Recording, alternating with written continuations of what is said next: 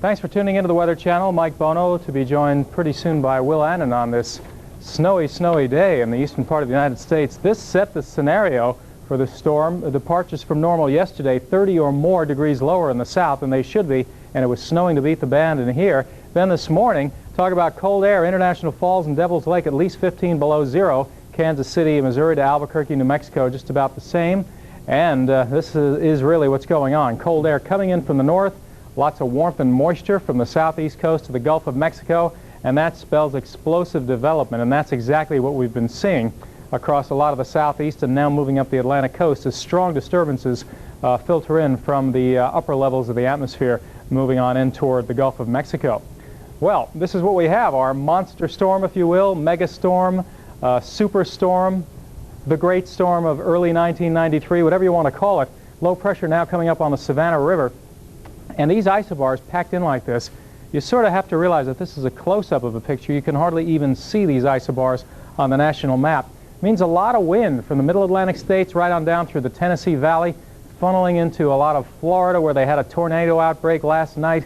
Blizzard conditions are being reported in a lot of western and northern Georgia, Tennessee, still snowing hard with 1.5 feet in Asheville, North Carolina, and heavy snow up into places like Huntington, West Virginia, most of Pennsylvania, and the New York City metro area.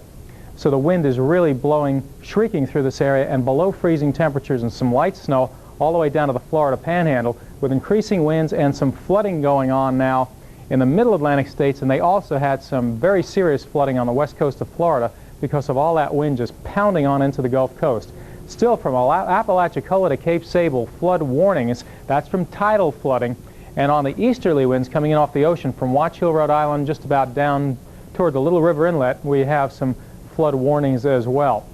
There it is, the snow history. This one started in the Rockies, almost lost the continuity around Oklahoma and Arkansas, and then there's already been a foot of snow around the Birmingham area, almost 1.5 feet in Chattanooga, Tennessee, northern suburbs of Atlanta, about 10 inches, right up the crest of the Appalachian chain, and more than 6 just about into the southern tier of New York.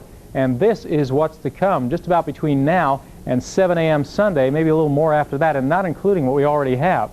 Locally, 2 to 3 feet in a massive 1-foot area. Notice a little less along the coast. That means it's probably going to change to rain, sleet, or freezing rain in some of the coastal areas, and almost all rain in eastern North Carolina. So, as you would expect, we have wintry travel and actually blizzard conditions in many of these areas with a mixture right on the eastern edge. And winds gusting over 50 miles an hour. You don't often see a big blue, dark blue area like that on our map. Some gusts will be up to hurricane force. That's 74 miles an hour or higher on the east coast, and maybe even on westerly winds behind this, you could get a gust close to hurricane force. Damaging winds, no doubt, in some parts of the east coast. There were tornadoes. There were some fatalities in parts of Florida. A major tornado outbreak for this early in the season in March, in Friday in the PM hours. And now the threat is still there in extreme eastern North Carolina, maybe the Norfolk area, for some severe weather. The current map showing how that storm stacks up with respect to the whole nation. A shield of snow now snowing heavily, well ahead of it. That's headed for New England, and still backlash snows all the way back to Illinois and Missouri, and a little bit of rain and mountain snow moving into the west coast.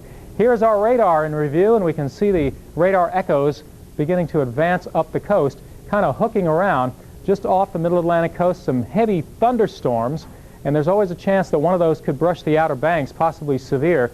But most of this dark material you see here, and even some yellow and orange around Washington and Baltimore, is heavy sleet. We have a zone of heavy sleet from southern New Jersey into a lot of interior Virginia.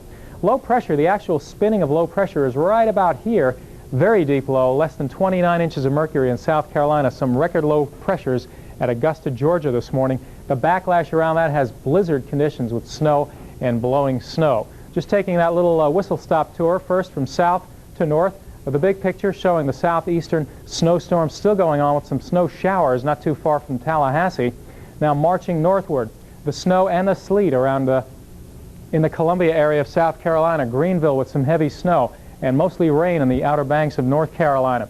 Then you get into a zone of heavy sleet, turning into heavy snow. Everything's heavy. Even the rain is heavy in this storm. There are just no halfway types of precipitation.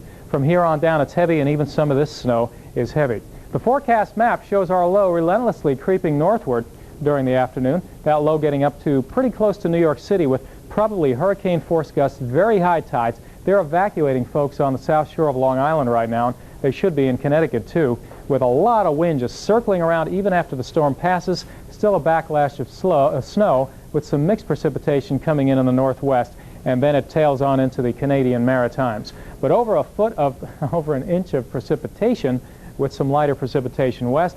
There is our locally very heavy area of snow and blowing snow as temperatures stay in the 20s into the deep south, much warmer in a lot of the southwest, and that includes California, with lows Sunday going for broke and not a whole lot warmer during the afternoon hours on Sunday.